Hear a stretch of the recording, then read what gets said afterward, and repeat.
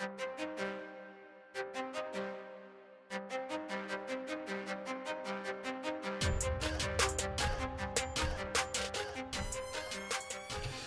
and welcome to the Game Theory Podcast. I'm your host, Sam Vicini. We're presented by CLNS Media. Today on the show, good friend of the program, Cole Zwicker, is back. We're going to talk about NBA trade deadline targets, either teams or players that should be looked at as potential pieces to move during the NBA's trade deadline, which is slowly but surely coming up on us. Very, very, I don't even know if it's slowly. I think it's rapidly coming up on us. And then we're going to talk about some college basketball stuff. Duke, Virginia was just kind of a scouting dream on Saturday.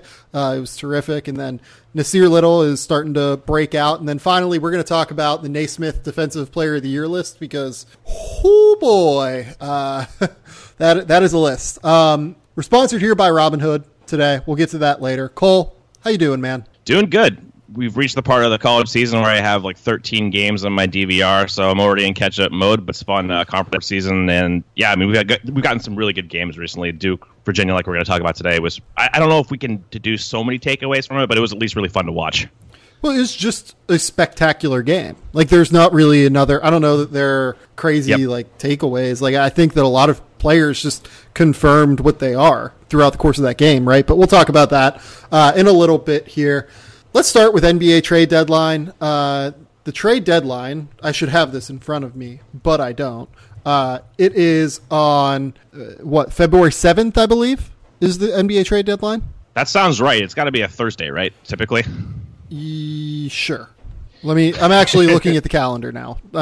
I'm quickly pulling up the calendar because I'm an idiot and didn't have this. February 7th is the trade deadline.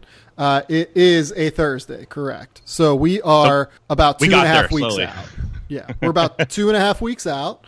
I feel like it is like kind of creeping up on us a little bit more quickly than what it typically does, I guess. Like, do you feel that way? I do this year just because I haven't been as involved with like the cap stuff. Like, I don't have updated cap sheets like I usually do. So I haven't really been paying attention to that aspect. I've watched a lot of NBA, but not from the vantage point of like identifying teams, luxury tax, like max cap room situations, all that stuff. So yeah, without those details, it kind of has come up a little bit quicker than usual. I think that like maybe we're still adjusting to like it's 2 weeks earlier than what it used to be, right? Like it always used to be like the middle to end of February, and then last year they moved it up. I think it was February 8th. This year it is February 7th. So like this is the earliest that I can really remember an NBA trade deadline. And I think that what the first thing we should talk about within that context is probably just how few sellers it seems like there are. Like, do you think that that's probably the best place to start? I do, because, I mean, the sellers, you're right, there's a finite amount, but they're pretty obvious as far as what teams are going to be looking to sell. Right, so I would say Cleveland should probably be breaking that thing down for spare parts. I would say that the Knicks are in a weird space where they want to sell, but they want to do it on their terms and try and get below the max cap space target that they have to get to be able to easily sign Kevin Durant this summer. Phoenix, I think, should be a seller. Chicago should be a seller. And Atlanta, if they can find a way to move any of their pieces, should probably be a seller. Memphis is in a very strange spot right now. They are 1-9 in their last 10 games. And I think if you extend beyond that, it's even worse. They're really struggling right now. I think that there's a very strong case for them to sell, especially because to keep their draft pick from Boston, it needs to be in the top 8. Otherwise, they have to move it on to Boston. Orlando is in an interesting spot. I think that they would probably prefer to compete, given that they're in the Eastern Conference. They're only 2.5 games out of the playoffs right now. So I don't know that they're necessarily a traditional seller. Dallas, I think, has a chance to tear it down pretty substantially if they would be able to, if only because they want to keep their draft pick if possible. They want to move that pick into the top 5, or at least as close as they can to the top 5. So it wouldn't surprise me to see them move anything, but I think Detroit wants to make the playoffs. Washington wants to make the playoffs. New Orleans needs to make the playoffs. Minnesota would prefer to make the playoffs. Sacramento's kind of in an interesting spot. I think you could make cases a lot of different directions for Sacramento, either adding or subtracting players. And then LA, of course, those are your teams out of the playoffs right now. The Lakers aren't selling anything unless they get one of their expiring deals off the books for a long-term piece. So, or not necessarily a long-term piece, but just something that could help them a little bit more substantially this season. I think they're more in the buyer market, basically. I hesitate with where to start with this in terms of players. So where do you want to go first?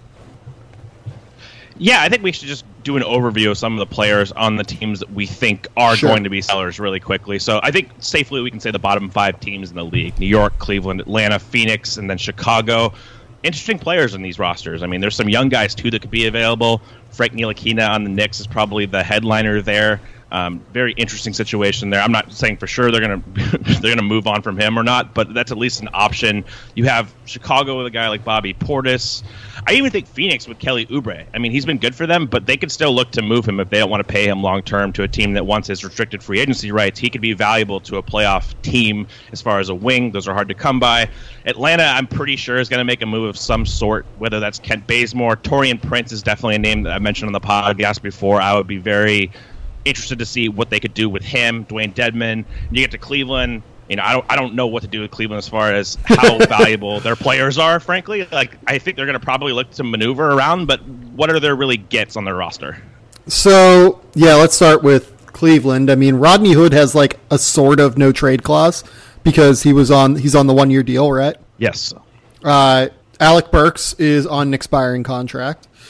J.R. Smith, I mean, like, JR, I think it's going to be really hard to move him unless the team is really prioritizing that next year where it's just a totally non-guaranteed deal. Like, it'd be really funny if the Knicks moved, like, Tim Hardaway for J.R. Smith.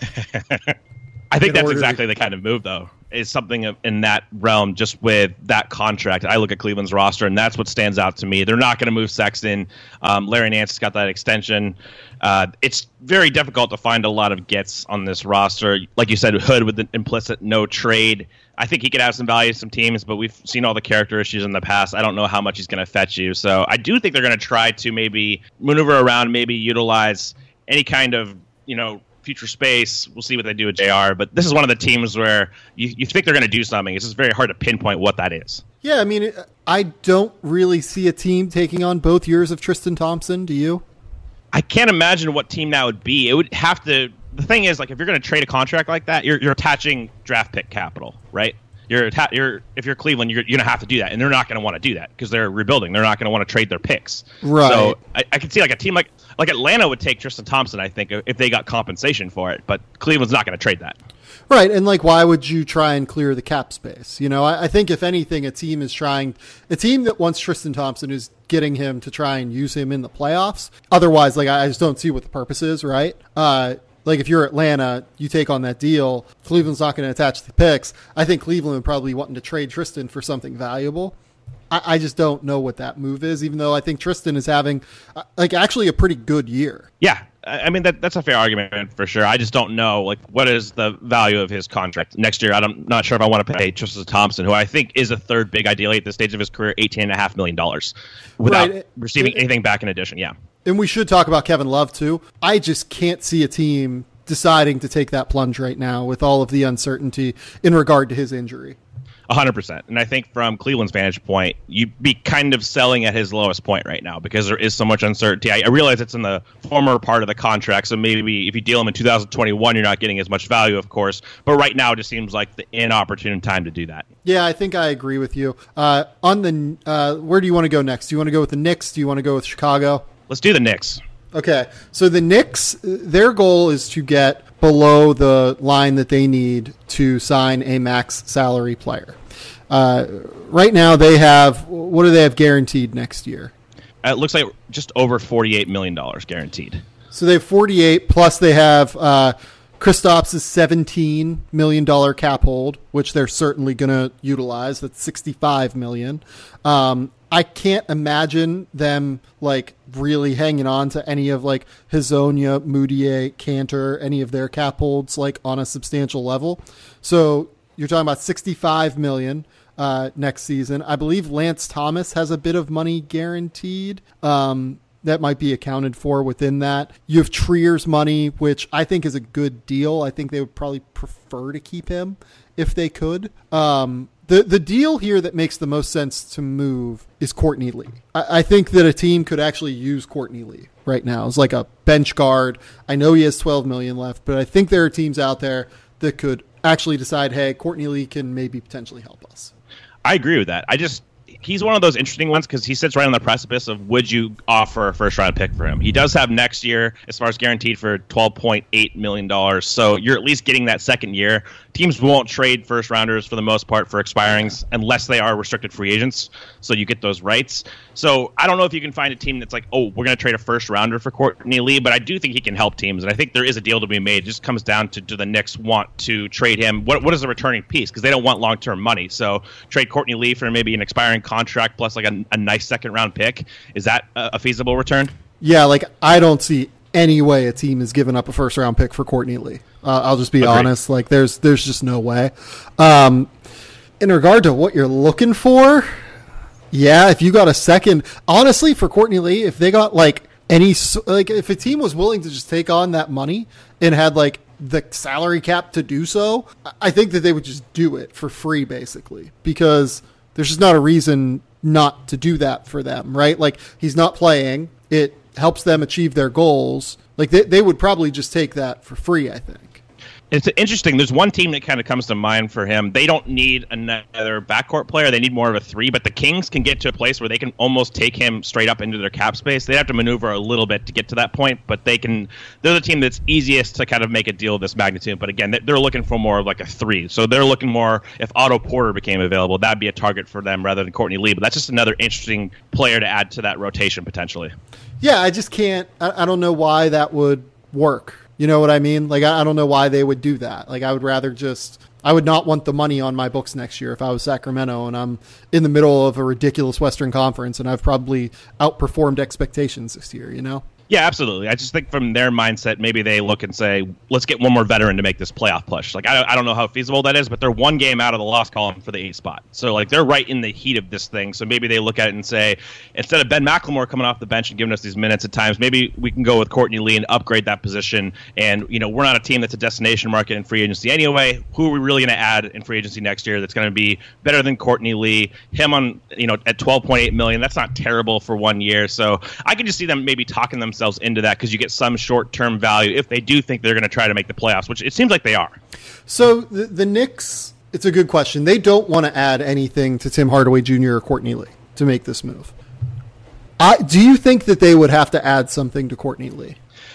Maybe a second-round pick, potentially in some trades. I don't know if they're going to have to attach like a mega asset, though. It's not going to require, if they move off Courtney Lee, it's not going to cost them like a first-round pick. I don't think they would do that unless they go right up against the deadline for free agency and teams are like, okay, we're not taking anything because we know what your situation is. It's that kind of leverage deal. But right now, if they made the trade, I don't think so. Yeah, I think that I agree with you. I think that they could probably do it like for an expiring contract and a second round pick, right? And like, and by second round pick, I mean like 55 to 60 protected, like fake second round pick. You know what I mean? With Tim Hardaway, I do think that they would have to attach something, even though he's pretty clearly the better player of the two. The problem is that his deal has 2 years after this one at a large number. He's basically 2 years, $37 million after this.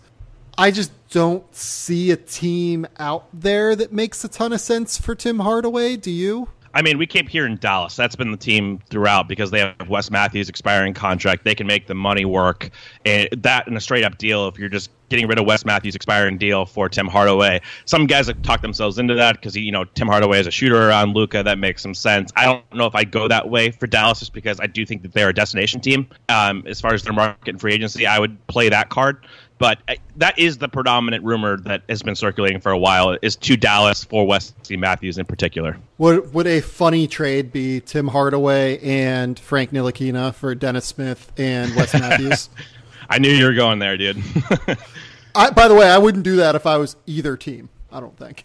I don't know if I would either, man. That's really tough. I get the conceptual. I mean, Ntilikina conceptually fits really well next to Luka. But I don't know if I'd do that if I was Dallas. I don't know if I like that long-term money for Tim Hardaway, and I would still probably take Dennis upside over Frank, who just he hasn't been comfortable. I don't know if he's gotten really a fair shake in the league yet, but I'm not sure if I'm to the point where I really want to take like that large of a risk on him. Yeah, I would not, to be honest. I would not want to be paying Harrison Barnes and Tim Hardaway Jr. $43 million next year, when the opportunity cost of that is having approximately $1 billion in cap space, right? Yep. Like that's just what I would rather have if I'm Dallas. I mean, in terms of, you brought up Ntilikina. That's an interesting talking point that I feel like we should kind of jump into. I guess, like, why do you think the Knicks would potentially move Ntilikina?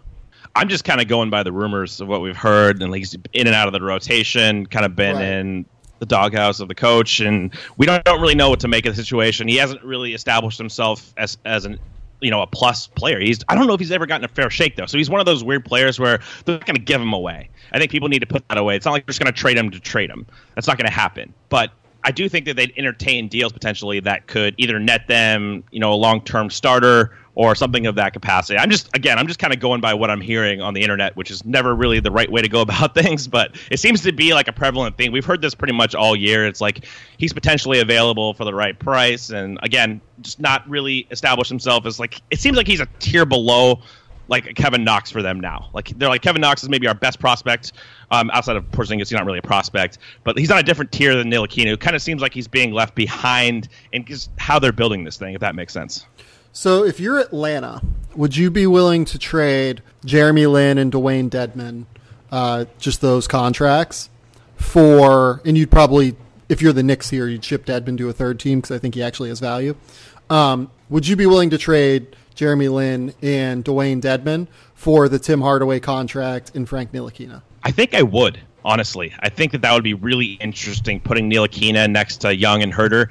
Like, none of those guys is like a real three. But I think Ntilikina can guard a lot of threes. Like, he plays up pretty well as far as that goes. So that's really, really interesting. I don't know about the dynamics of Tim Hardaway's past and stuff. He'd be kind of an interesting sixth man for them. He's kind of plays as a Taurean Prince role, because I think that Prince would be moved in that situation too somewhere. So I would definitely entertain that, because I don't think that Atlanta's necessarily going to be like a free agent destination. I think they're going to build solely through their prospects and through the draft. Right, and if you're New York, your theory here is if Ntilikina is not really a part of what you're considering your long-term core anyway, you're getting off of this massive Tim Hardaway contract for basically nothing. And like I said, you would be getting the Dwayne Dedmon deal, and again, you'd be able to ship the Dwayne Dedmon deal pretty easily elsewhere, essentially for an expiring deal and probably pick value, I would think. Yeah, you could probably get a pick for Dwayne Dedmon, like second round. I think there's enough teams. We talked about Houston on the last podcast. They could probably see a market for that. I'd be more curious, honestly, in that trade, if Atlanta would include Taurean Prince in some capacity, maybe do a third team. You could definitely create a framework that might be agreeable to multiple parties here. It'd be really funny if we're talking about so these teams are both sellers, right? And then we just see like a scrap heap, seller trade basically to kind of help both of what they're looking for. I don't even know that I love that deal for Atlanta. I get the conceptual fit of Ntilikina and Trae Young together. I think that Ntilikina would really help Trae on defense, but I would just rather probably not have I guess maybe the Hardaway money just doesn't mean as much to them. Like, they just don't have reason to not take it on. It's not like they're a player in free agency. Yeah, that's kind of what I'm getting at. Like, there's not a lot of opportunity cost with Atlanta. It's pretty clear what their trajectory is and how they're going to build this team. It's not like they're going to be players in major free agency. So it depends on their valuation of Ntilikina. That's what it comes down to is this guy worth it to make this trade, take on this Hardaway money? Hardaway, you know what you're getting. Like, he can be a six-man scorer off the bench, and I think he'd have an interesting role in Atlanta because at least he can get buckets. But if they feel like Ntilikina could play next to Herter and Trae Young, that might be an interesting trade to pursue. Who knows? Yeah, for sure. Let's kind of move on away from the Knicks because we know what their goals are here. Atlanta, I am a little bit less clear on what their goals are. My guess would be to try and, just acquire long-term value in some way, either be it by taking on long-term money to acquire assets, a la the trade that we just talked about, or is it, just try and do small things like Dwayne Dedmon for a second-round pick, and maybe you can move Alex Len, and Alex Len is actually turned into a semi-valuable rotational big. And, you're just trying to fill out around the guys that you consider your core, which is Trae Young, Kevin Huerter, John Collins. I don't know that I would consider Taurean Prince a part of that core, but I do like Taurean Prince and think he's valuable. Yeah, I think the core is those three guys you mentioned. Prince is just outside. I think that they would look to move Prince if they could, just because I don't know if they're going to be able to pay him long term with the rest of their core pieces, and he doesn't really fit ideally. If he was a better defensive player at the three, that's exactly what they need. They need like a DeAndre Hunter type who can just come in and defend, 4 positions, and they could really help cover up for Trae there. So if Prince was that kind of player, I could see them investing long term, but I do think they're going to look to trade anybody outside of their core three. So Kent Bazemore, Jeremy Lin, if they got the right deal. Dwayne Dedmon's obvious. You just go down the list. A lot of these guys, even like DeAndre Bembry, I think they would look to move. Amari Spellman, who knows? I don't think he's part of their core necessarily as far as the hierarchy, but maybe he's probably ahead of guys like Taurean Prince at this point, just because the current regime selected Amari Spellman. So I do think that they're going to be looking to be players, and they're definitely sellers to me. It just comes down to, can they find the right returning piece? I agree it's going to be more, they're looking for draft capital. They're looking for long-term prospects that they can add to their core and that fit with their core. I would not consider Amari Spellman above, maybe even above Justin Anderson in this rotation. No, I'm kidding. I would not consider him above Taurean Prince in that core if I was running they Hawks, do, but I do understand what you're saying there. The next team here we should talk about is Chicago. Chicago is going to be doing everything it can to move Robin Lopez, it seems like. They're probably going to try and move Jabari Parker's money. Do you see any takers for those guys, especially now? Like, to me, you and I talked about the Rockets' potential deal on the last podcast. It seems like their signing of Kenneth Faried has precluded that.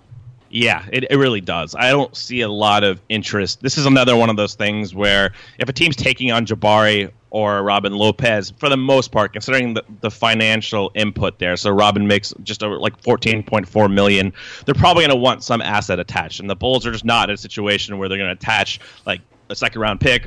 Obviously, they're not attaching first. Probably even like Chandler Hutchinson's off the table. There's not a lot of pieces that can really incentivize teams to take these contracts with. Like, they're not probably going to trade Chris Dunn. Who the hell knows what Chris Dunn's value is anyway? Like, their core pieces are pretty clear. It's Larry Markkinen and Wendell Carter. They're not trading them. But everybody else, they don't really have that much value. Like, they're going to keep Levine because they probably value Levine more than I do.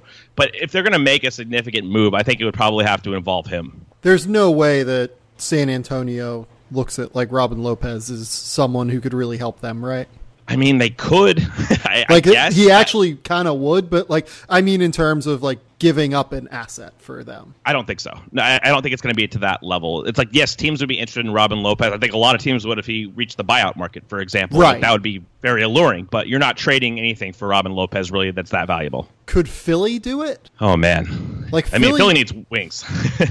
Well, Philly needs wings and they need a backup center. Like, I do think that they need both, realistically. I mean, like, Philly does have a pretty reasonable cache of second rounders left over, if I remember correctly, right? Like, they have the Bucks second rounder in 2019 or Sacramento's. They have the Bulls second rounder in 2019. They have the Nets second rounder in 2020, the Knicks second rounder in 2020, the Mavericks second rounder in 2020, the Knicks second rounder in 2021.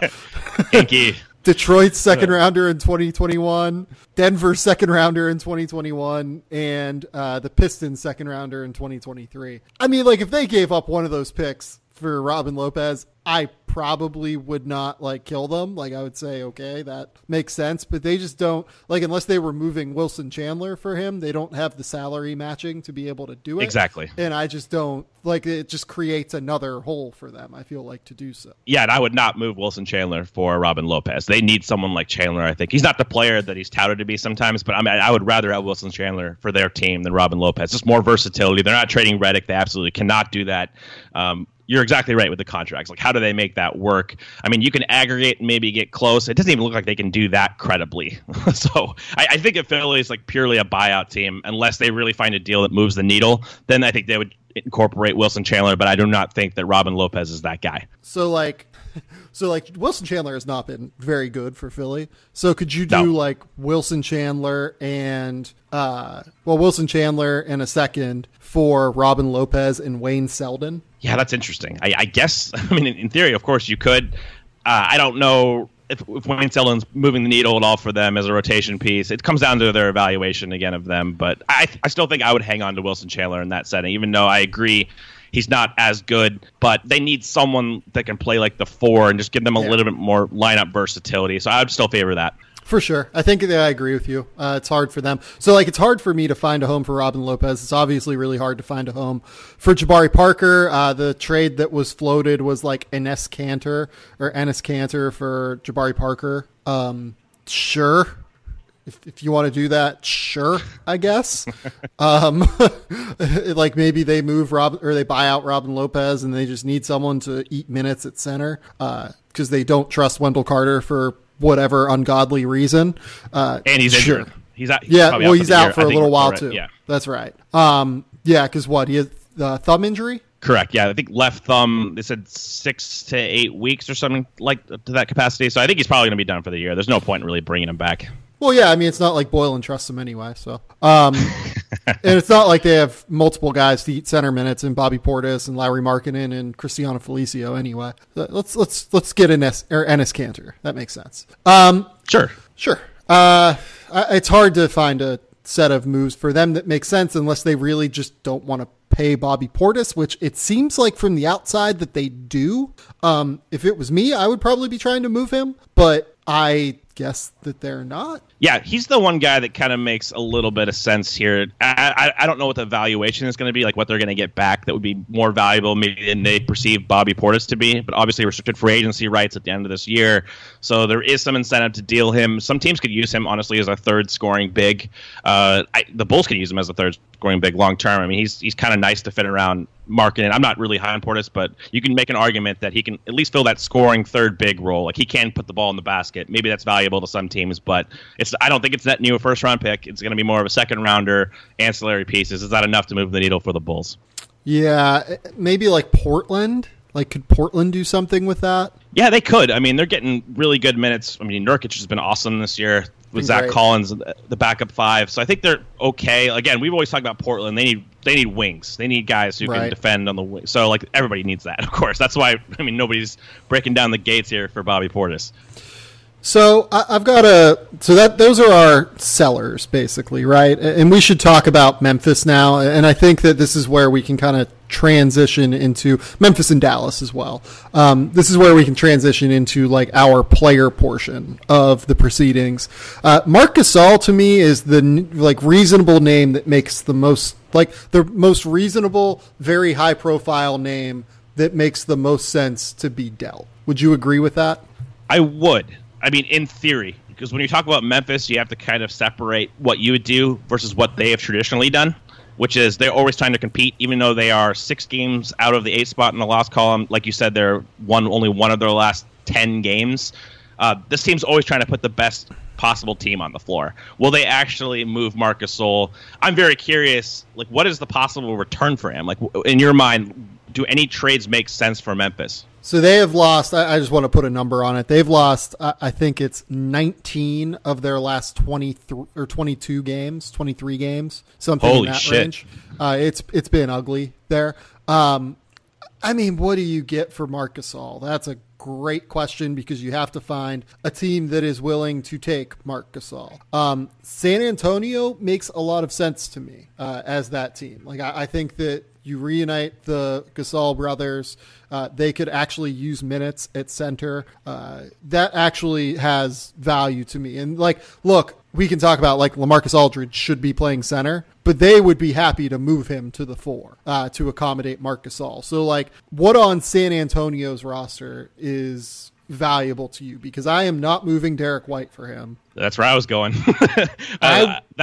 Yeah, good. I mean, like, is it Lonnie Walker? Like, I probably personally, like, would you, that's a good question. Would you move Lonnie Walker for Marc Gasol? If I was the Spurs, I think I would. I don't know. That's really hard because they're not going to win the title this year. The Spurs aren't, but they're going to try to put the most competitive team possible on the floor in the playoffs. It's kind of interesting with Gasol in that mix. It gives you a better chance to win now. What is that really worth? It comes down to your evaluation of Lonnie Walker. I don't feel as confidently about him as I do like I like Derek White. Like I would not trade Derek White for Marc Gasol because Marc Gasol is a player option after this season. He could just opt out and you wouldn't get any return. And I think Derek White's going to be like a legitimate starter in the NBA.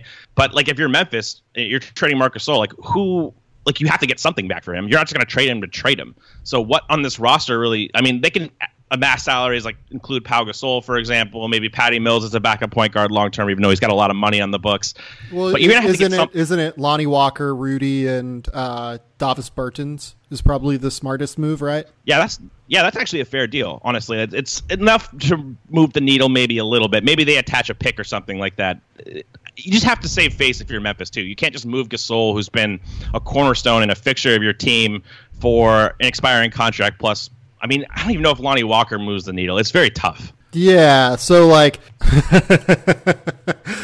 what if you did Otto Porter for Marc Gasol? I would do that. If I was Memphis, I would do that.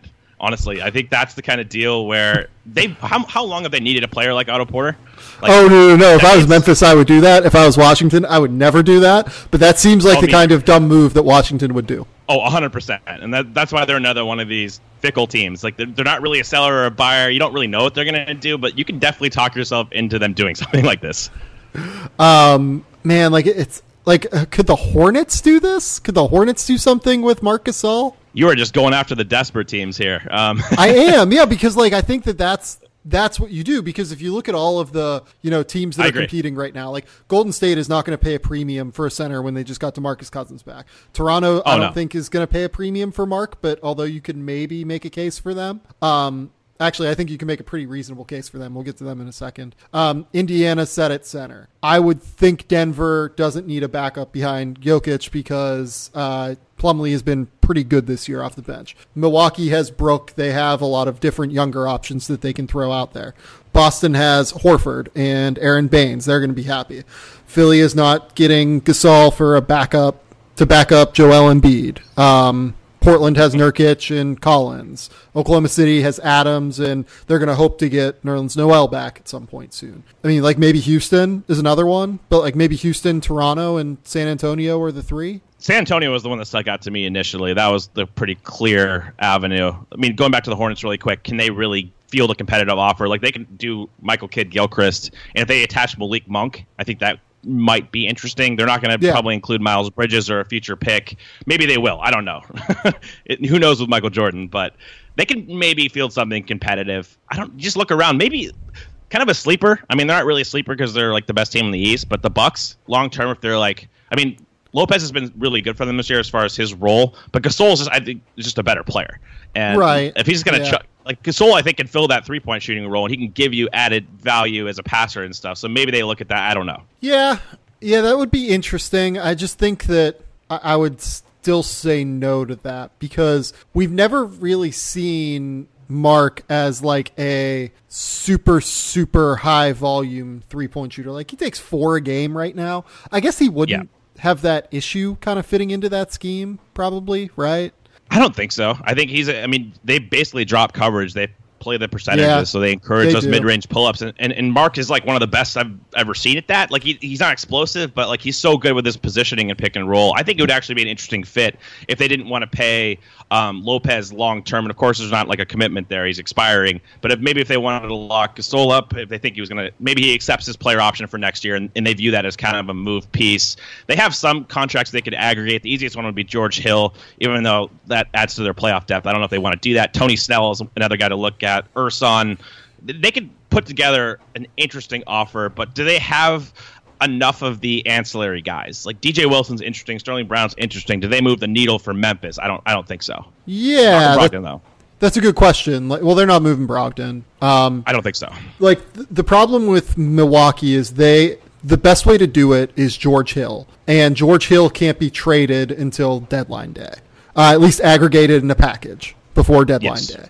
So George Hill and DJ Wilson and like Sterling Brown, I think, is a pretty interesting package for Memphis. But, and like maybe we'll say like a pick of some sort, like a second or something. That's a pretty interesting package for Memphis, but I think they run the risk of just getting beaten to the punch. Oh, 100% they do. And that's not like the best offer available. And honestly, it would knock them in the playoffs a little bit. Just because what has made Milwaukee special this year, I think, is they have, for the first time, legitimate playoff caliber depth. We talked about this in the past. Yep. So Brown and Wilson, those guys are important for them. So they probably wouldn't move both. Maybe they don't even view the center position as that important. It's just kind of an interesting roster fit. I think Gasol would fit really well with those guys, but I don't know if they have the pieces to really make it work. In Toronto, I think, again, is like an interesting team here.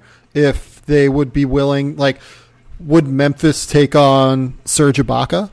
That's really interesting. Would Toronto trade Serge Ibaka for Marc Gasol right now, considering the Ibaka we're getting this year, who has been better, I think, in multiple respects than last year? Like, that's Ibaka's been good this year. Like, just full stop. He's been pretty good this year.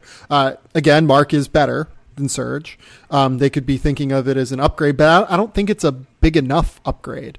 Like, I don't think that the Grizzlies would want to take Jonas unless they're getting something really valuable coming back. Like, is it Jonas and shit? Like, if you're putting Jonas in that deal, like, it almost has to be Anunoby, I think, to make it work. Yeah, and he's kind of taken a little bit of a back seat this year, honestly. So I don't know if Toronto does that, though. They're probably not viewing that as much of an upgrade. Yeah, I wouldn't. It is a slight up. Yeah, I wouldn't either. So, like, I just wouldn't view it that way. So then, like, what, we're down again to yeah, we're down again to San Antonio. So yeah, it's a hard one. Like could you say like Brooklyn? But I wouldn't want to reduce Jared Allen's minutes. No, I don't know what. So, I mean, it obviously improves your roster, but what is the goal for them? It's more long term based. Yeah, like there are realistic offers out there though for Marc that I think you could reasonably make sense of. Sure. Nikola Vucevic is another interesting name, if only because he's expiring. I don't think Orlando moves him, if only because I think they legit want to try and make the playoffs. That's exactly what my thought process was. That's why I don't have them as a seller, just because they're in that gray area where they're close enough to the playoffs, being 3 games out of the loss column, and they're trying to win. They have Steve Clifford. Like, Steve Clifford is not going to try to lose. So, and Vucevic is absolutely paramount to what they do.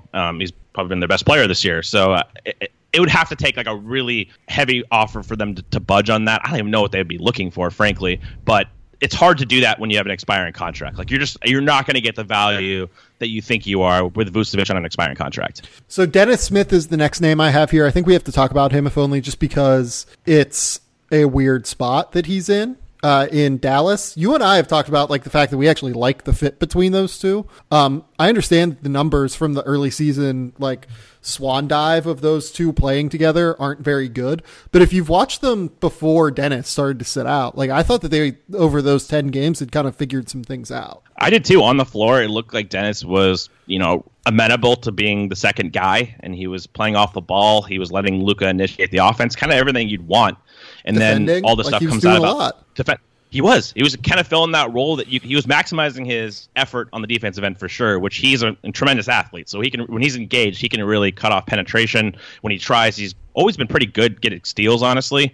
So he was kind of filling the role and like making winning plays, which he did not do his rookie year. And it was like, okay, this might be workable. It's not optimal. Like optimally, you'd want a better decision maker. You want like Trey Jones if he could shoot next to Luka. I think that's the ideal point guard fit. But Dennis was making it work. And then you hear all these reports about him not being satisfied in the role and whatever the hell's going on there. So, I mean, they're not going to give him away. That's the thing that people. I posted something about him and like Aaron Gordon, for example, like we talked about in the podcast, and people were like, they're not going to get value for him. And Mavs fans were kind of worried about trading him and not getting anything in return. It's like the Mavericks aren't going to move Dennis Smith unless they get something back that's legitimate. If not, they're just going to keep him. So I've been trying to find a way to get like Dennis to Detroit because I like the idea of just like him being in Detroit. They need a point guard badly, and I think they would just kind of let the shackles off a little bit. Would you do, if you were both teams, Luke Kennard for Dennis Smith? I would not if I was Dallas. I don't think that highly of Kennard. Like, I think he was better his rookie year, honestly, than I anticipated, but I'm not sure if that's the kind of trade. Because if I'm trading Dennis, I want something around Luka long term that's optimized. And I don't know if Kennard's a good enough defensive player. He's a great shooter, and he's really smart. I don't know if that's quite enough. Yeah, I think that I am on your side there. So the next one would be Orlando. Say that you can't get Aaron Gordon Is there a guy that makes more sense or makes some semblance of sense there? Because I'm struggling to find it. I mean, I don't think the Magic are going to trade Isaac. So if they were, that would be a guy I would look at. Even though I think that Isaac has more flaws than maybe he gets credit for. Like, I'm really concerned about the three-point shot at this juncture, ever translating to a high level. But if you think that Isaac can shoot, I mean, that's an incredible fit next to Luka. But again, the current Magic regime selected him number 6. I don't think they're going to move him. Do you see any other team out there? I mean, like Phoenix, it has a hole at point guard, but I don't know that I like that fit in terms of just scheme. Yeah, like it's just hard to find that one team. You know, it's just really hard to look around. Like maybe Chicago. Like, could Chicago try and like take a second draft whirl at Dennis Smith? And maybe it's like maybe it's Bobby Portis for Dennis Smith. Good God. If Dallas did that, that'd be really, really interesting. I think Chicago is definitely a name to bring up. If the price was right, I think they would take a gamble here, just because I think it's pretty clear that Dunn just doesn't have the decision making. Of course, Dennis has very big issues here too, but I think Dennis is the better shooter. There's more upside with him on offense.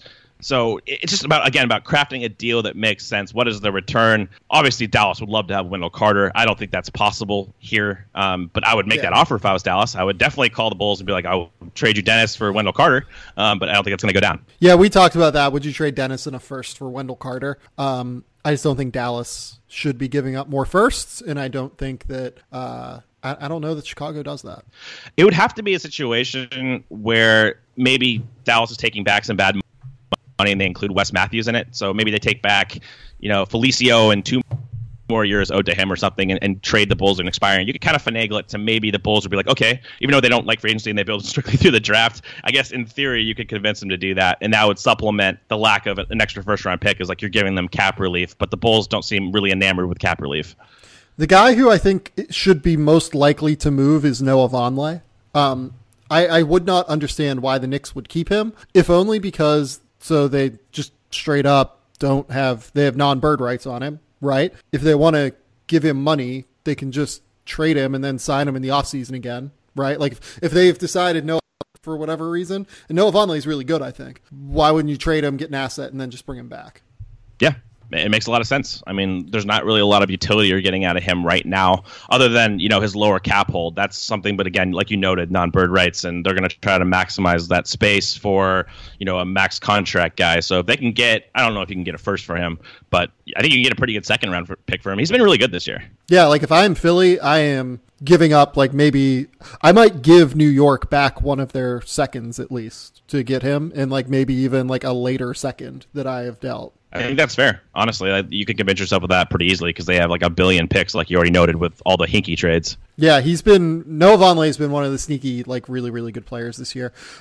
Is there anything else you want to touch on trade-wise? Have I missed anyone here that we wanted to talk about? Just going to go really quick. We've touched on these two teams briefly, but I would watch Washington. They're another one of those fickle teams, kind of like Memphis and Dallas, where they could get involved, and they have some interesting pieces. I love Thomas Satoransky. I think he could help a lot of teams. I think he's really good.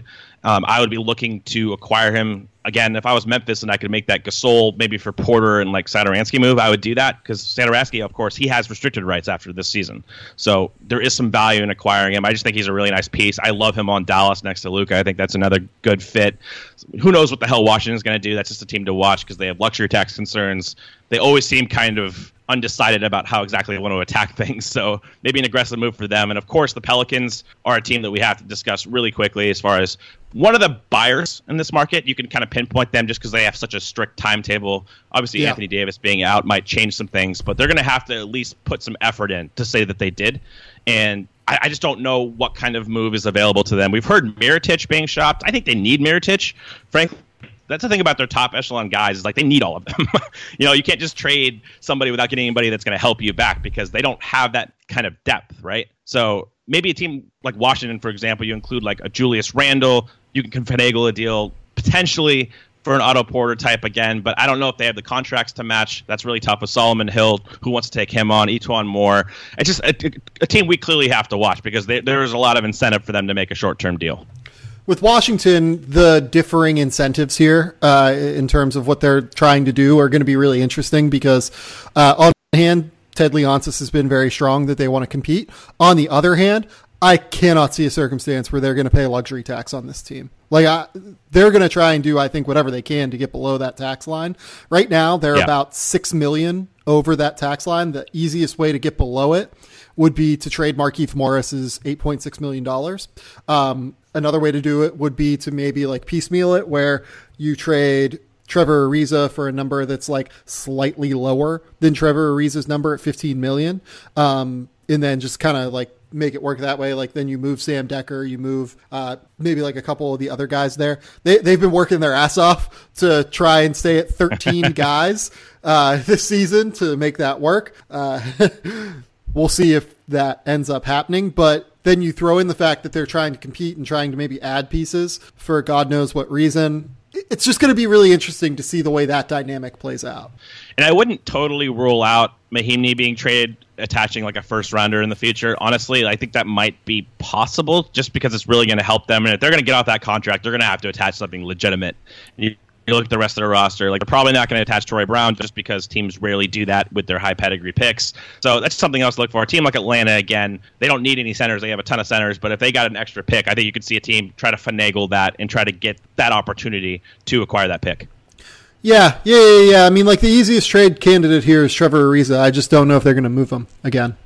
Okay, so breaking news here. I don't know if you saw this tweet from Woj, because we've been talking about this, but for the first time, Memphis will begin listening to trade offers on franchise stars Marc Gasol and Mike Conley.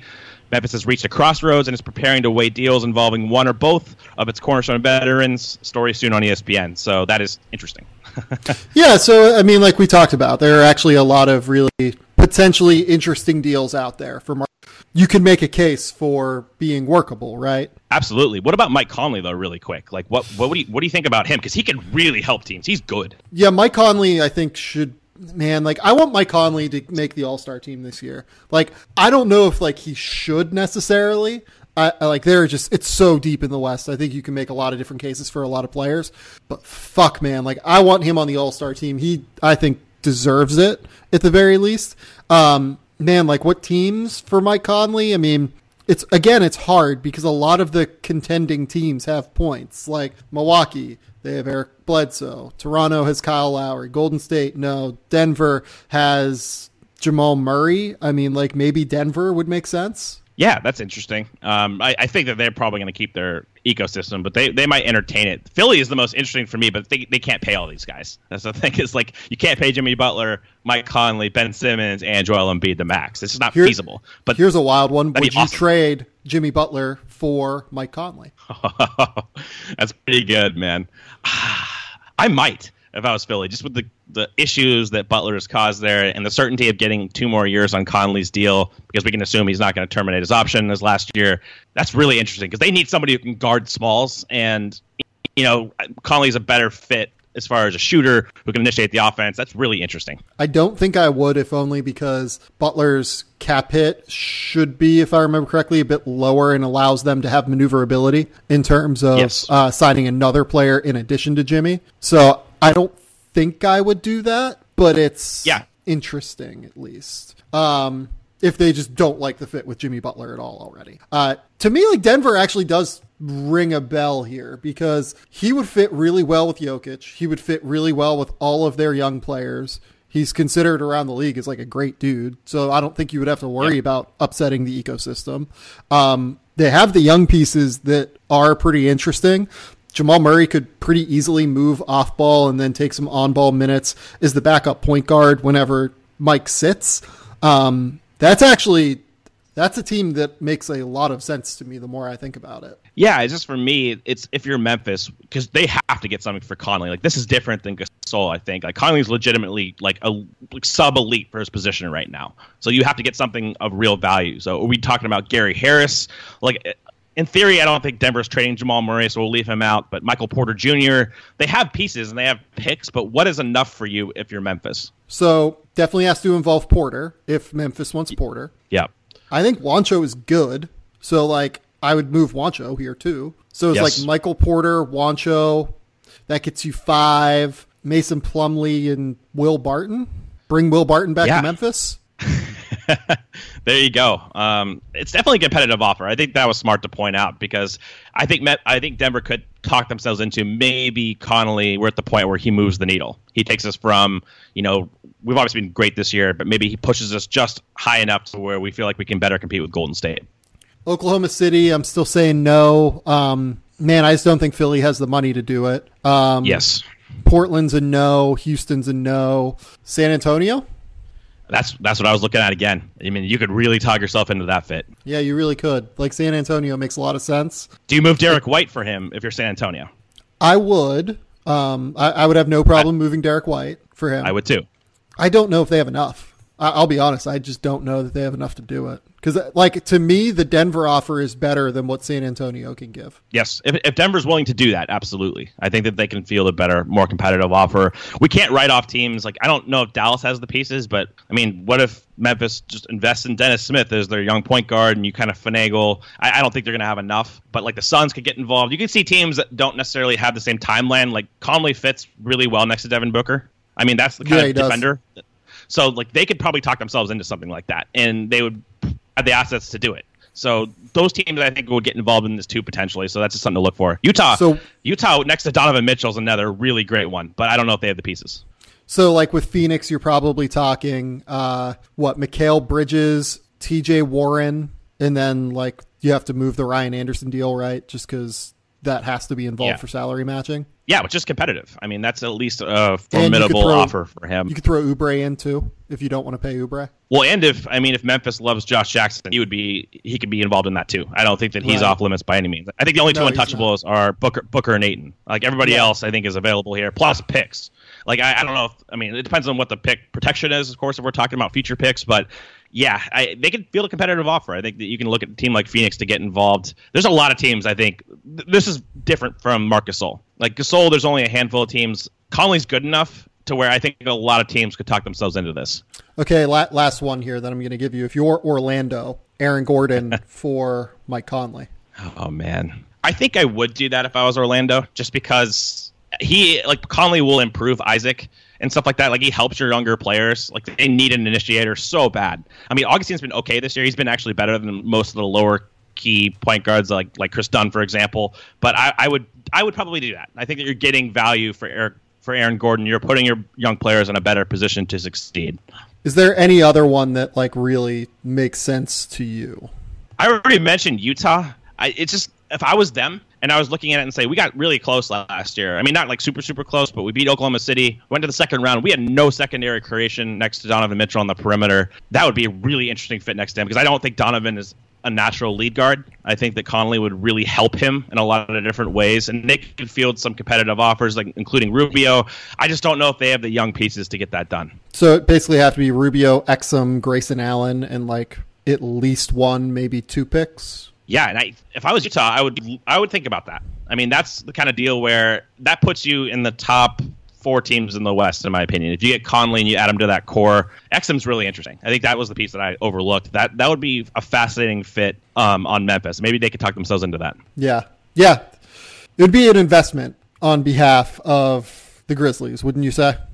Yes, it would. Well, here's the other thing. Robinhood is an investing app that lets you buy and sell stocks, ETFs, options, and cryptos, all commission-free.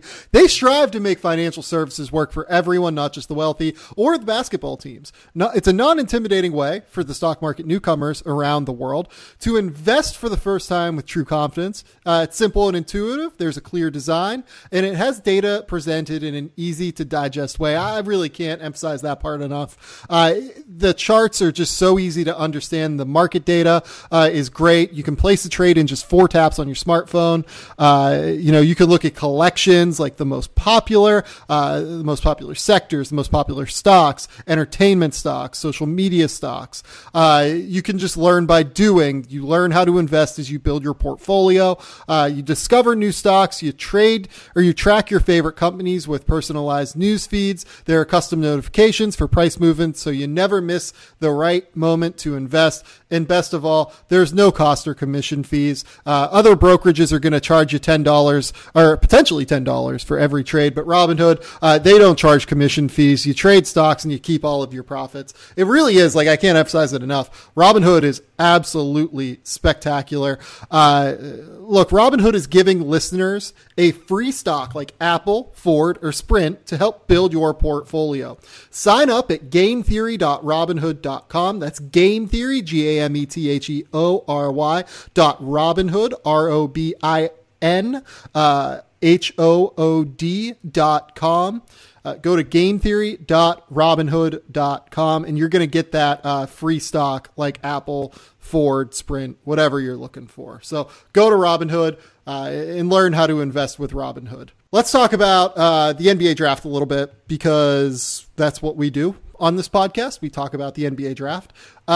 Let's start with Duke, Virginia.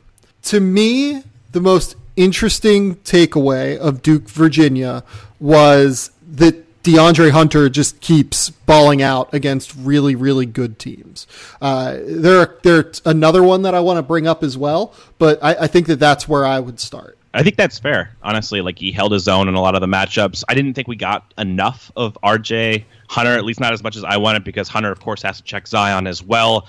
And just what Hunter had to do offensively, the way that Virginia attacked Duke predominantly was targeting Marcus Bolden on switches. So whoever had him, Ty Jerome, Hunter at times. I thought a lot of Hunter's baskets, or at least some of them, came on closeouts against Bolden. So I'm not sure exactly what to do with that. But my main takeaway from just a specific play that happened in that game was early in the game when Hunter took that baseline catch and go, quick rip through on Cam Reddish, got to the rim and really exploded over the top. I think it was Jack White dunked it. Like, Hunter is very inconsistent with how he jumps around the basket as a finisher. Like, when he's more mid-post isolation, when he tries to get to the rim, he's not overly explosive in traffic. You see him miss some. But that big space attack where he had momentum and he really loaded up, I think that's big for his projection. If he can really finish that way and be explosive around the rim off two in very projectable situations, he's going to be mostly an off-ball player at the NBA level. But if he can attack a closeout with that kind of veracity, I think that is what you're looking for from him. I agree with all that. I don't really know that I need to add anything to it. So the next guy I want to mention is RJ Barrett. RJ Barrett dropped 30 on a Virginia team whose defense is basically tailor-made to make life difficult for someone like RJ Barrett. That was extraordinarily impressive to me. And look, he only made 1 of 6 from 3.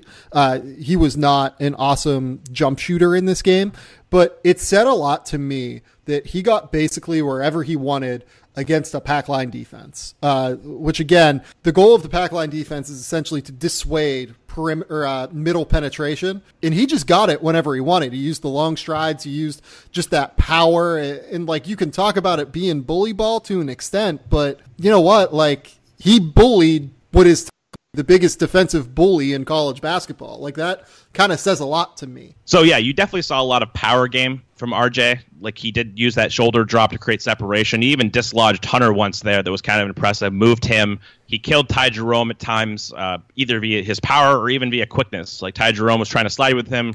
He slid the initial time, but then he couldn't stick with him. That second slide got beat that way. So RJ definitely got to where he needed to get to. I still want to see him. I wanted to see him be defended by Hunter more in isolation because I felt like a lot of even the non-finishing plays, I don't think that RJ ever got the corner on Hunter, which is not something to be like dissuaded about completely because I think Hunter's honestly one of the best perimeter defenders in the country, if not the best. But that's the matchup I wanted to see a little bit more of. But you can't critique. I wasn't killing RJ after this game. You got the first floaters he does pretty consistently in every game where he has like a triple team and he'll just throw it up instead of drive and kick. You can pick out things, but the guy just produces. He's produced basically every stage of the season. It's hard to really pick apart, beating a defense like that and being that kind of scorer against that caliber of opponent. Yeah, and you know what? Like, he's not the world's best defender, but he's a pretty good defender.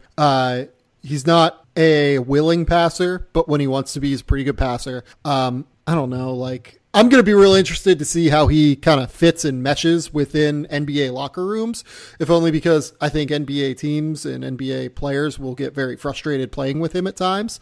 But the talent, to me, like, he's still pretty clearly the number 2 pick, just based off of talent. Now, is he so overwhelming the number 2 pick that you don't consider the other factors? No, I don't think that's the case. But in terms of just what he's done this year, I think he's just been a stud. And I think you get a lot of Wiggins comparisons with him. And I don't see not even close to me. Like, that's not RJ's issue to me. It's not about not showing up on a consistent basis and just being kind of an empty shooter. When you don't shoot well, you're not engaged. You kind of have this laissez-faire attitude. Like, RJ's problem is, honestly, most of the time is the opposite of that. Yeah. He's too aggressive with his own scoring, that he doesn't see these kick-out passes. He's not the most willing passer, but you don't have to worry about the mental approach from a competitive standpoint. So I just want to get that on the record. I don't agree with that narrative. I think that's got some legs under it, unfortunately. And to me, that's not the problem with RJ. That is, I genuinely don't think you could come up with a worse comparison for two guys that have like similar builds. You know what I mean? Like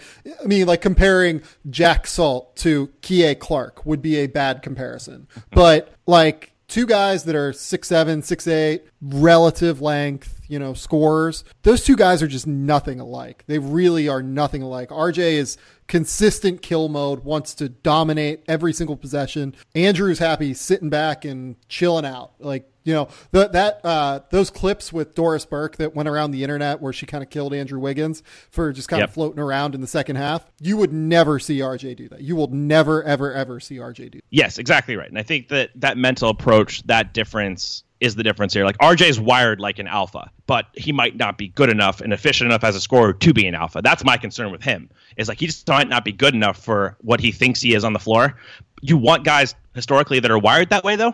That's what makes him so alluring, is because most of the best players in the NBA are competitive as fuck, and RJ is. So that's not the issue. Like, Wiggins isn't wired like an alpha. That's his problem. It's like he's very passive. And it's kind of like, I get it from like a general sense where if they're not scoring, what are they really doing for you? And RJ's been a volume scorer on like okay efficiency this year, and we can talk about a situation. We'll probably get to that in future podcasts or whatnot, as far as spacing, all of that. I think he could have done a better job this year. I think even you would agree with this, distributing and understanding his role in the offense, and the fact that he's not the best player in his own team. He drives me fucking crazy with that. Like, yeah, no question. But that's the concern. Though. Let's fixate on the actual issues when we're projecting guys, and not just come up with something like Wiggins where it doesn't really have any value. Like, there's no value in looking at Wiggins and looking at RJ, unless you're just going from the pure scorer standpoint. But that doesn't even really mesh either. Yeah, I agree. That does not hold any water to me, in my opinion. Is there anyone else that we want to talk about? Like, Zion in this game, he's fucking incredible. Cam Reddish had like kind of a sleepy game again. He ends up with 9 points, 8 rebounds, a couple steals. I don't think he was particularly bad defensively. Like, he was pretty solid for them. This game was without Trey Jones. I think I think Duke performed a lot better offensively without Trey Jones than what I would have ever expected against Virginia, and I think that's worth mentioning. But, I mean, I just don't know that there's – maybe Ty Jerome we could bring up. Ty Jerome really struggled, I thought, with the length that Duke presented, and that's an issue for him long term. To me, he's an off guard, not a lead, like he plays at Virginia. But I think that – he can be an off guard that knocks down shots off of movement and plays – not high level defense, but like capable defense. Yeah, I think we already kind of knew these things about Jerome, but playing a team like Duke is going to bring everything to the surface. There's just major athleticism questions with him, in my opinion. Like, again, I noted that play with RJ. Like, I don't expect him. I don't think RJ has like the most nuclear first step or anything like that. He mostly wins on his strides, but like the fact that Jerome just didn't have a shot a lot of the time is concerning for his defensive value, being able to keep guys in front. But again, we already knew that. He's a very smart player, cerebral, has the shooting range. But I agree with you. He's going to be kind of that off-movement shooter, like in a Philadelphia kind of system.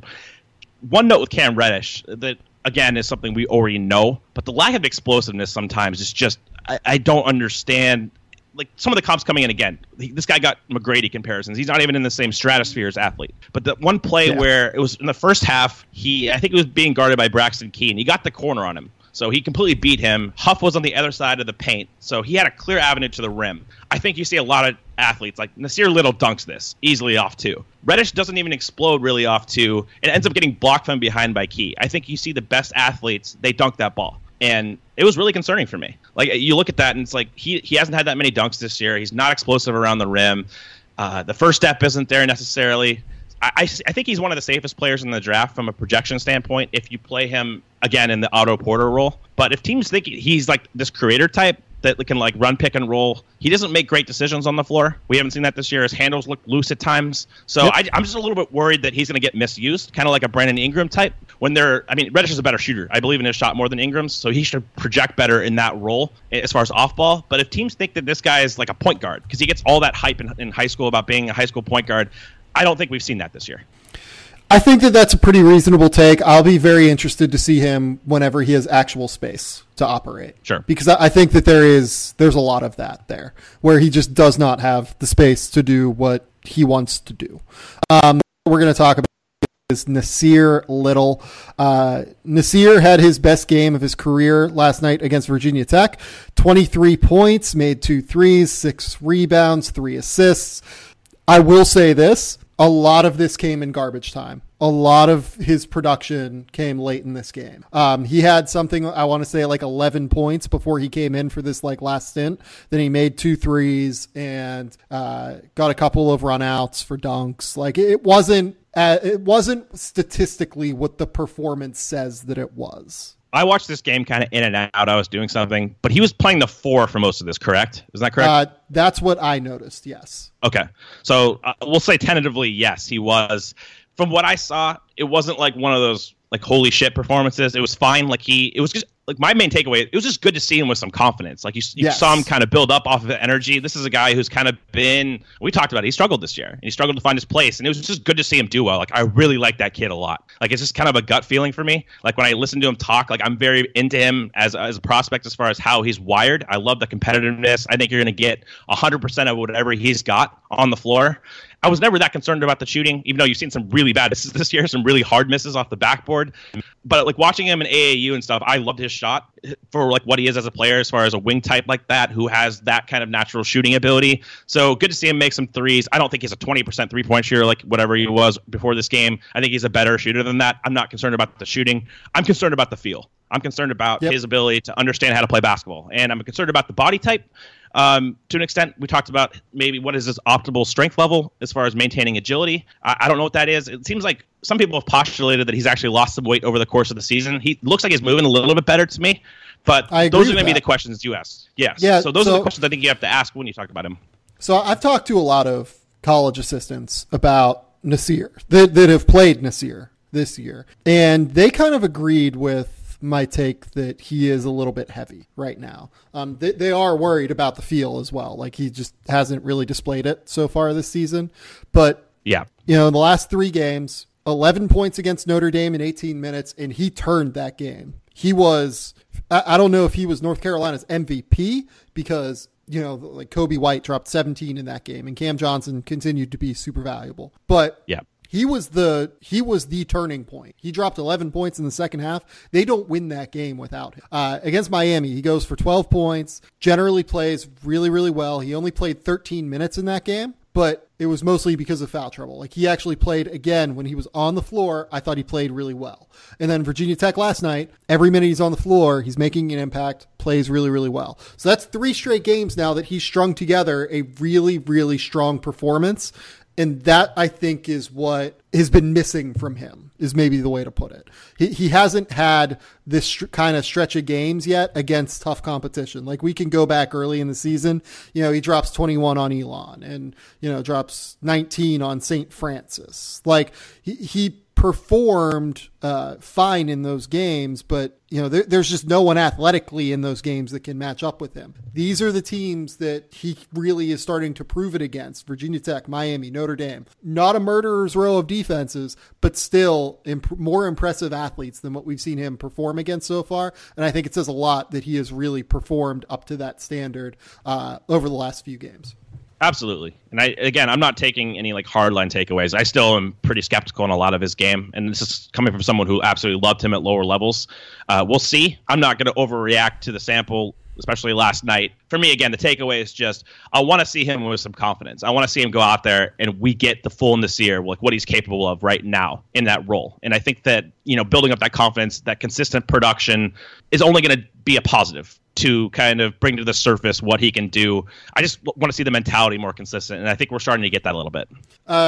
Before we get into this, just disaster of a defensive player of the year list. Let's real quick, Darius Garland, while we were podcasting, announced that he's withdrawing from school to focus on the NBA draft. It's not a surprise, obviously, that he's going to be going forward with the NBA. To me, a potential top 10 pick, almost certainly a lottery pick.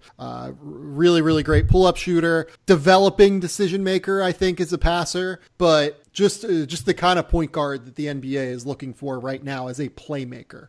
Agreed. I mean, he's the best pull-up shooter in the class. He's got that natural distance, that one motion shot, ultra quick. He's shifty off the bounce. He can split pick and roll. He's got real quickness there. I'm just most concerned about, honestly, the playmaking for others, the passing, the decision-making. Had more turnovers and assists this year. That's been pretty popular. Someone who I don't think was ever developed as a pure point guard. Like, he came up as kind of an off guard, if my understanding is correct. And that's kind of what's true, yes. So that concerns me a little bit, because when I'm looking at a high-level point guard prospect, if I'm taking a guy his size who's almost surely going to be a negative defensively at the top of the draft, like, ideally you want the combination of scoring and decision-making. So you can really put the ball in the basket, but you can also play make at a high level. And those guys are a lot rarer than you'd think. So for me, Garland profiles, I'm not saying he's this kind of player, but more like a Jamal Murray type, where you leverage his shooting, but he's not really like the primary playmaker. That still has a lot of value. Like, Jamal Murray is a very good player. So that's the kind of point guard I think you're getting. But I think that some of the decision-making stuff is kind of a concern. So he played off ball a lot and just kind of as a spot-up shooter at younger levels. The reason I'm a little bit less concerned about that with him is that his dad is a point guard, and I think that he's going to continue to learn just from watching tape. He's just a super mature kid, smart kid. I think he's going to figure it out. I really do. Yeah, and I've heard he has elite level intangibles, so there's a lot of reasons to buy in on him. I just have this, it's a philosophy thing as far as how good you have to be if you're that size of point guard to invest in at the top of the draft when you're taking something off the table defensively legitimately. And I think that his size is an issue. His build, even though he did put on some strength that looked like at Vanderbilt, yep. He definitely has a lure in this class. So if you're drafting for upside, I mean, it's hard to have him outside the top 10. Yeah, I agree. The last thing we're going to talk about here is this list of defensive player of the year. So the Naismith this year is doing defensive player of the year. Sure. Let's just put that out there. Sure. There are candidates at the midseason, award list that they put out. Barry Brown from Kansas State. Good. Barry Brown's a good defender. Do you have a takeaway on that? No. Every game I've watched of Kansas State, going to watch. I think tonight they play Tech. Is that correct? Yes. I think they play Texas Tech tonight. Yeah. So every time I've watched him, he's been a good defender. I have no qualms with that. Next is Brandon Clark. Both of us would probably say Brandon Clark is the winner of this award right now, right? He's one. Yes, he's definitely one for me. Next, Taco Fall at UCF. Haven't honestly watched a second of him this year, so this is kind of where we diverge. You cover much more. I mean, you obviously cover the draft in depth, but also college basketball and have a much better contextual understanding of these kinds of players, where I'm watching solely for legitimate prospects, so I haven't seen a lot of UCF. So UCF this season, when Taco Fall's on the floor versus when he's off the floor, plays like right around 20 to 22 minutes a night, if I remember correctly. They're allowing a worse effective field goal percentage against. They're getting fewer, or no. They're right around the same in terms of turnovers. They allow a higher offensive rebounding rate when Taco Fall is in the game. The 2-point percentage, which is what you would think he would impact the most from opposing teams. Teams are shooting 43.5% when he's on the floor versus 45% when he's off the floor. So that was the number that always used to be like a pretty big difference with them. Last season, for instance, like last season, for instance, when he was on the floor, UCF gave up 0.87 points per 100 possessions, this versus 0.98 when he was off the floor. This season, there's just not a difference there when he's on the floor or off the floor. And I get that he's just like this big rim protector, but to me, he's just not the kind of difference maker that should be on a list like this. Bruno Fernando is next. I will give you the floor on Bruno because you've watched a lot of Bruno. I have. I don't know if I'd include him on a list like this. I don't know exactly list is trying to accomplish, because I mean we'll talk about omissions pretty soon, but there are two really big ones that are way ahead of Fernando.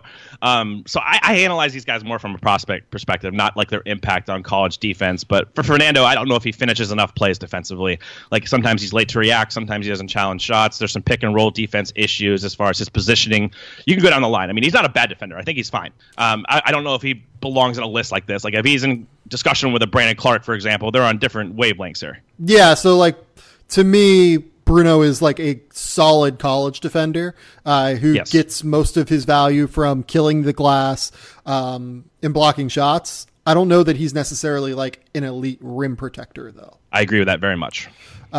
Wisconsin's Ethan Happ is on this list. This is pretty obviously just an inclusion because he gets steals and gets like the occasional block and looks like he plays super, super hard. When Ethan Happ is on the floor this season, Wisconsin gives up 0.94 points per 100 possessions. When he's off the floor, they give up 0.84 points per 100 possessions. Part of that is situational because a lot of those possessions where he's off the floor are, later in games that they had already won this season. But that's a pretty stark difference in my opinion. When he's on the floor, Wisconsin's allowing 46.6% at the basket versus 42.3 when he's off the floor. Just a very strange inclusion to me. It just feels kind of more like a pedigree pick, honestly, just because he's a very notable college name. He carries that team. So that's how I view it. I mean, he's obviously a smart player. He has really great hands defensively. There's a lot of pluses on that end. He moves well on the perimeter, too. He does have good feet. Yes, 100%. So they're definitely alluring traits. Like, I'm not looking at this as like a total injustice. Like, it's fine for me. But yeah. He's definitely not a top 15 defender in the country, though. Like, I just can't get behind that. DeAndre Hunter, Virginia. We talked about this earlier. Totally reasonable. Kyler Kelly at Oregon State. Oh, boy. I love Kyler Kelly. I love him unconditionally. He is just genuinely one of the best rim protectors in all of college basketball. He has like a 19% block rate right now, and he's doing that against high major competition. Kyler Kelly, in terms of Oregon State's defense, when he's on the floor, they allow 37.9% from 2-point range when Kyler Kelly is on the floor. That is bananas. That is impossible, basically. And he just totally shuts the shit down inside. He is awesome. Should be on this list. He would be a top 5 pick for me. Matt Mooney from Texas Tech, really good defender. Best defense in the country. Great. Jordan Murphy at Minnesota, probably a little bit. Jordan Murphy's a really good defender. I don't really have like a... He would not be in my top 20. I would say that. I think he's a fine defender. But, at the end of the day, I think that a lot of this comes from him just being one of the best defensive rebounders in the country and people just looking at that. Yes, that's what I was going to say is like some of these are just obvious statistical outliers. Like I do think Matisse Thybulle is probably in this conversation. Like he's an absolute terror in the zone, but it's really easy to target his numbers because they're so obvious. Exactly right. So I would not have Jordan Murphy there. Tariq Owens at Texas Tech. Sure. Really good defender. Yep. Don't really have an issue there. Xavier Simpson at Michigan. Absolutely one of the 3 best on-ball defenders of lead guards at the point of attack in all of college basketball. Matisse Thybulle at Washington, as Cole talked about, just an absolute terror in that zone. He is a beast. Grant Williams at Tennessee. I think Grant does a good job defensively at Tennessee. I don't think he would be in my top 4, or I think he would not be in my top 3 defenders on Tennessee. I think he's probably their 4th best defender. Interesting. So go into detail about that. So I think that Schofield does a better job defensively than Grant Williams. I think that he's the one that tends to be the most communicative out on the floor, tends to be the one that takes on the more difficult assignments of the two. Like you would think they basically have the same body, right? So, if Schofield is taking on the tougher assignments, that says a lot to me, right? Yeah, I think as a perimeter defender and like a matchup assignment based, if that's your approach here, I think that's fair. I just think that Grant Williams is a higher level team defender. Like I think he's got elite instincts there. Grant Williams is a good defender. I'm certainly not disputing that. He's a really, really good defender. Yeah. Kyle Alexander, I think, is a more impactful defender for them just in terms of the way he shuts down the rim. Honestly, I think Yves Pons is just a fucking awesome defender. He has turned into one of the best defenders in the country on the perimeter, in my opinion, just straight up. This is a team that has an elite defense. Maybe not an elite defense. They have a really good defense. And he makes an impact when he's on the floor. 2-point field goal percentage, 40.2 versus 46.4 when he's on the floor. 3-point percentage, 29 versus 31. Turnover rates, I believe, go down slightly, but he's just a beast. He can guard 1 through 4, and he's just like impossible to get around because he's so strong and so quick. Yeah, I think there's ability to do that. And then the last one is Zion. What do you think of Zion as a defender? Because I can't have him on this list. I don't think he's a bad defender by any stretch. I think he's a good defender, but I can't have him on this. Yeah, I would. Just because he is so destructive with his rotations. Like, sure. He just blows everything up. Like, if you took him off Duke, they had nobody on the back line that can do what he does. Like, he diagnoses plays. He's outstanding as a weak side rim protector.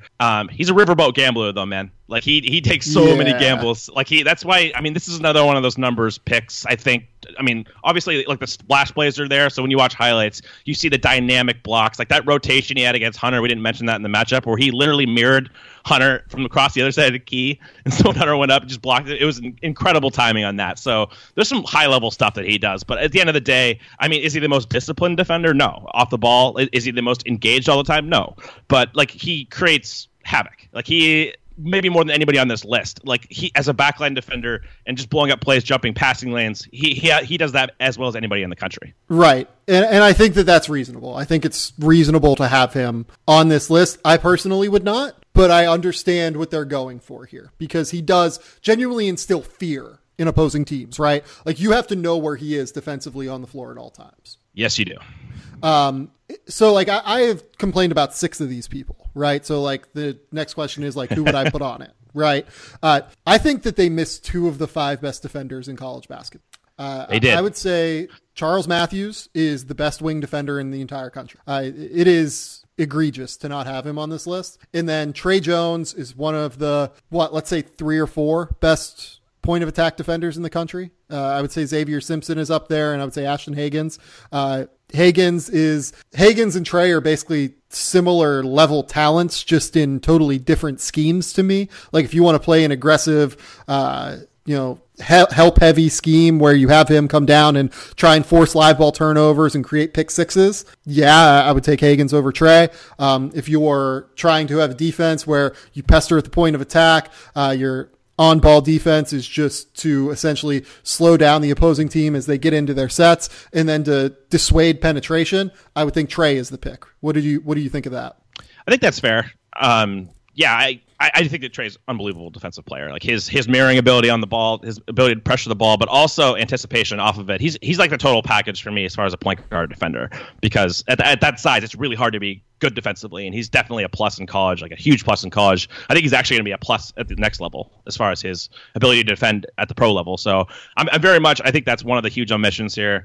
Matthews is just egregious to me. Like, how the fuck do you watch that guy and not have him in the top 5? Like, all of these voters should have seen Charles Matthews. Like, Michigan is in the top 5 right now. Like, it's ridiculous. Yeah, I have one other guy from Michigan, too, that I think should be on this list. But Matthews is, like, the most egregious omission to me, just because, the tape is there, too. Like, the flashes, like, his ability to mirror in space is just, his footwork is unreal. Like, nobody moves like him as far as agility. It's just, it's crazy to me. And, like, some of the anticipation plays, jumping passing lanes. This one, I can't remember what the game was, but this one steal he had earlier this year where he literally just blew up the entire action. He saw the pick and roll coming, and he just rotated from the corner all the way up to 3-point line, extended to steal this ball and dunk. Like, I don't know if there are 5 other players in the country that make that read. So there's just a lot of things here that are flawed if you don't have Matthews in the top 5. It's just ridiculous. Yeah, I would agree with that, to be sure. You want to mention John Teske, I assume, correct? I do. I would agree with you for what it's worth. You have to give, if we're giving like Texas Tech credit for having elite defense, why aren't we giving that to Michigan as well over a guy like Taco Fall? Again, I haven't watched basically any of Fall, so I don't know how to contextualize this really with him.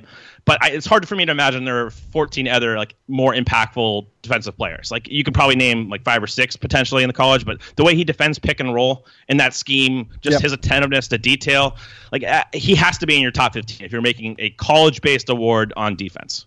Yeah, I would agree with that. I would have Marcus Garrett on this list from Kansas. Kansas right now is the top 10 defense in the country.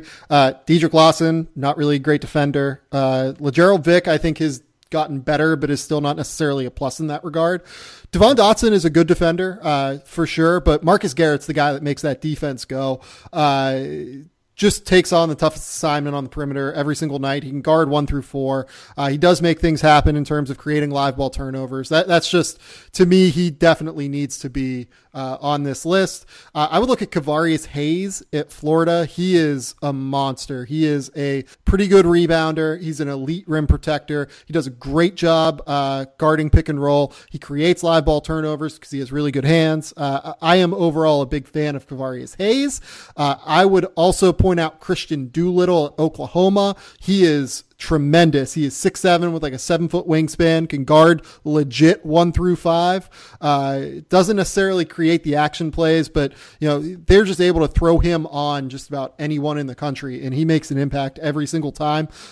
To me, he is the linchpin as to why Oklahoma has gone from 85th in the country defensively in the Trae Young season last year to 12th in the country defensively this season, with Christian Doolittle really anchoring that. In terms of some other guys that I want to bring up, let's see. Who else? Corey Davis at Houston is an absolute stud. He is a pest at the point of attack. He can guard off-ball guys that really run through screens. If you go back and watch the tape against Utah State with Sam Merrill, Sam Merrill's one of the best off-ball players in the country, and he just chased him around screens constantly. He's given up like 4 or 5 inches to Sam Merrill, and he just absolutely made his life a living hell. In Houston, again, top 15 defense in the country. To me, they should probably have representation in the form of Corey Davis. Trying to think if there's anyone else. Who else? Is there anyone else that stands out to you? Honestly, no. I mean, Hayes that you already mentioned from Florida has awesome advanced numbers. Like his defensive blocks plus minus is like best in the country. So I'm guessing that aligns with what you're seeing. I haven't seen too much of Florida. I haven't seen Houston since they played Oregon. So I can't really contextualize a lot of these guys. So my 3-man omissions are mostly prospect based, outside of Teskey, who's like a fringe prospect. I guess some people think he is. But those guys like Matthews, Trey Jones, and then Teskey are the guys that are just so clearly in the top 15. The rest of these guys are like ancillary to me. So there's 2 other guys that I want to bring up. One of them is like I think they're actually both pretty real long-term prospects. The first one is Neemias Quetta at Utah State. How much have you gotten to see of him? I've seen, I think, 2 games now. He's a very physically imposing defender at the college level for sure. So they have improved from 165th defensively to the top 30 defensively this season. Part of it is they're doing things differently under Craig Smith, but the biggest part of it to me from a personnel perspective is they added Quetta, who is this just Portuguese dude who is 6'11" with a 7'4" wingspan, blocks out the sun, 12.2% block rate, 25% defensive rebounding rate when he's on the floor. Also, when he's on the floor, teams shoot 38.7 from 2-point range, which is crazy. It's just bananas what his impact is. They turn the ball over 20% of the time versus just 15% of the time when he's off the floor. He is a monster defensively. And then the last guy I want to bring up is Mamadi Diakite at Virginia.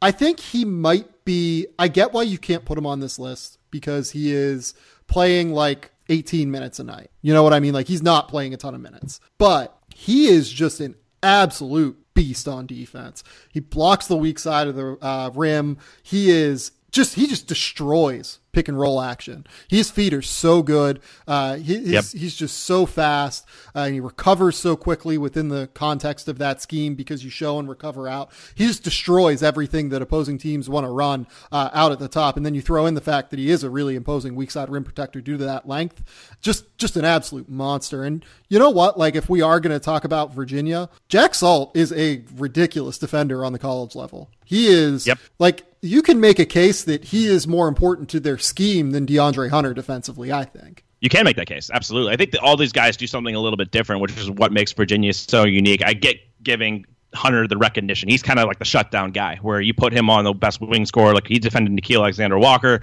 and, of course, defended RJ and Zion. It's just, they all have very different roles. So, I mean, like obviously Hunter's the best prospect, but these guys have legitimate roles. Diakite is a weak side guy, a movement guy in space, and then Salt as a rim protector just being absolutely enormous.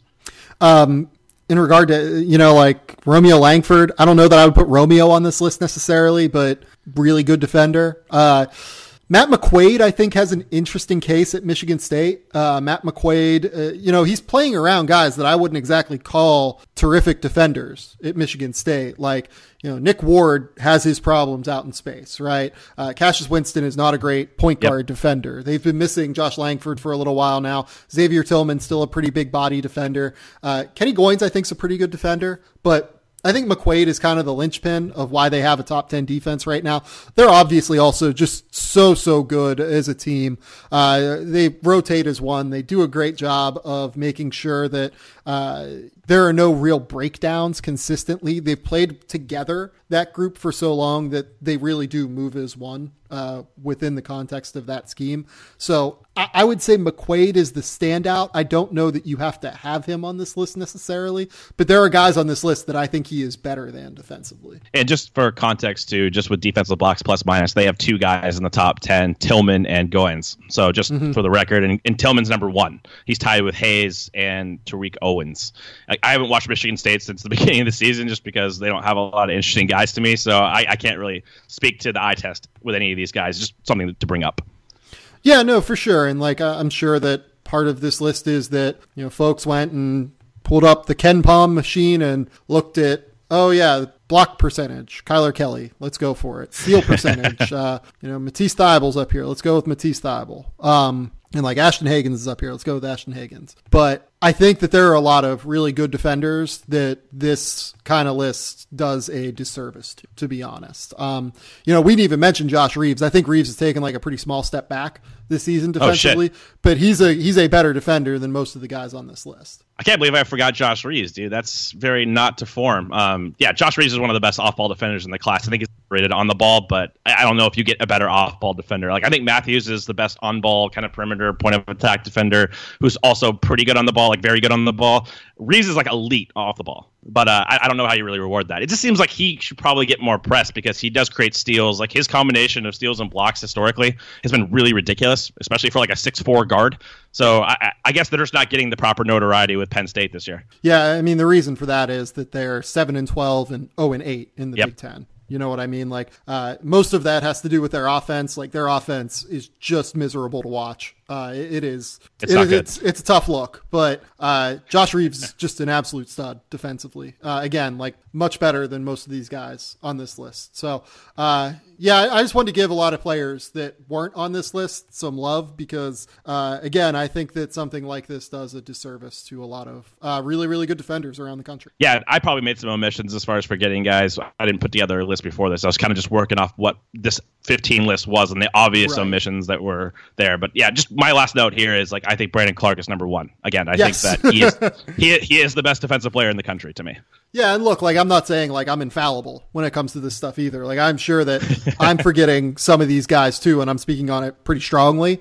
What I will say is I feel strongly about those guys being better defenders for sure. It's just kind of where I'm at, and I wish that this list would have done a better job. I feel really strongly about this. I'm not going to lie to you because these guys put in a lot of really hard work defensively, and you know what? Guys like Tony Allen, if this list was there, someone like Tony Allen probably wouldn't have gotten the publicity because he's not a star player with a big name, right? And that stuff frustrates me. I would like to see guys who I think deserve publicity get more publicity for playing absolutely terrific defense. Yeah, I'm 100% with that. I've just given up hope a long time ago that lists were ever going to accurately reflect what I actually think about most things. So, I mean, something like this, I don't know if the objective is necessarily like what the guidelines are, what the rubric is. I mean, we can kind of piecemeal it together and say, like, you look at the elite defenses, like you already said, look at the stats, but you really got to watch the tape for a lot of these guys too. I mean, like some guys aren't going to pop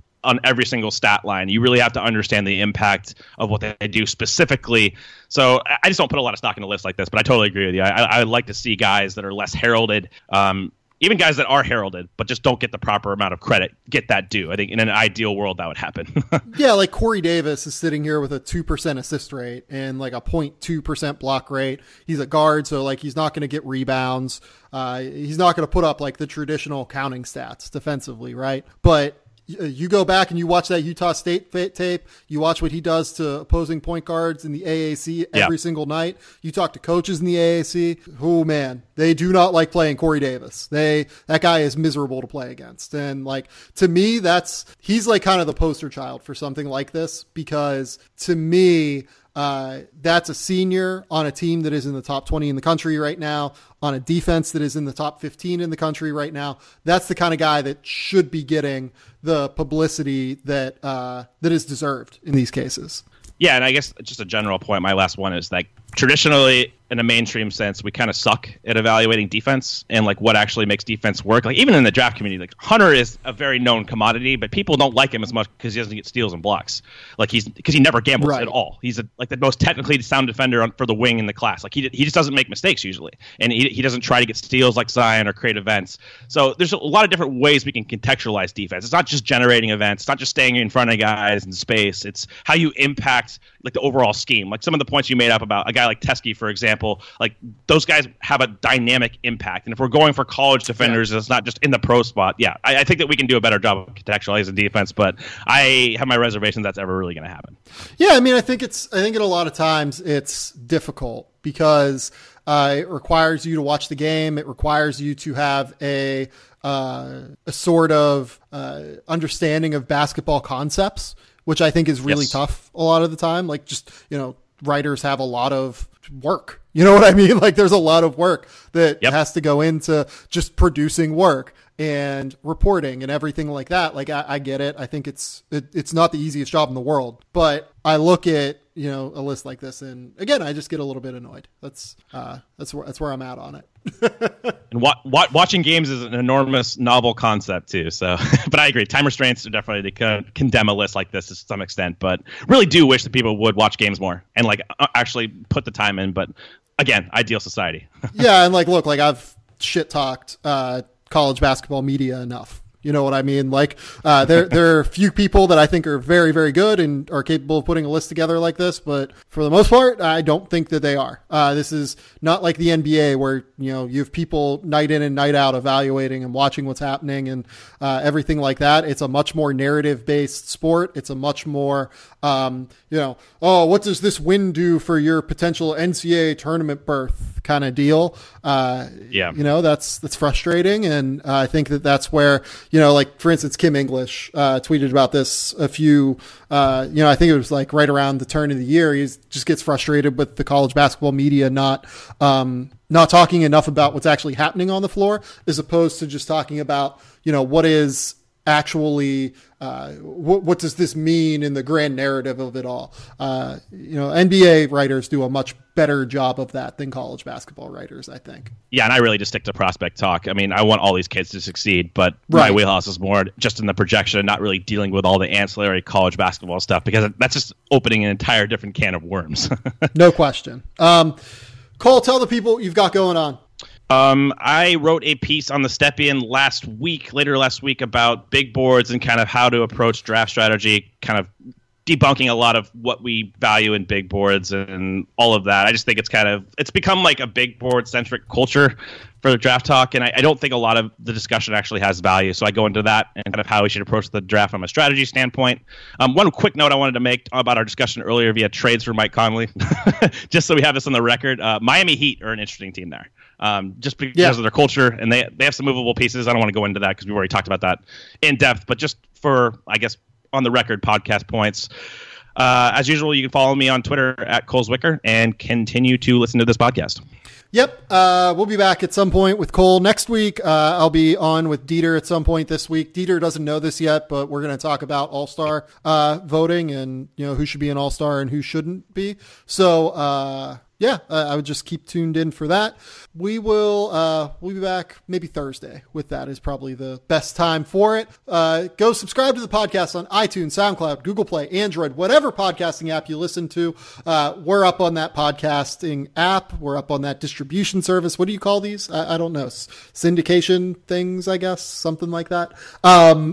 Go leave ratings and reviews, please. It really does help the podcast move up in the ratings, move up on the iTunes boards and stuff, and that gets the podcast out to more people. It just is a very valuable thing for us here at the Game Theory Podcast. So until next time, though, we'll talk soon. Bye.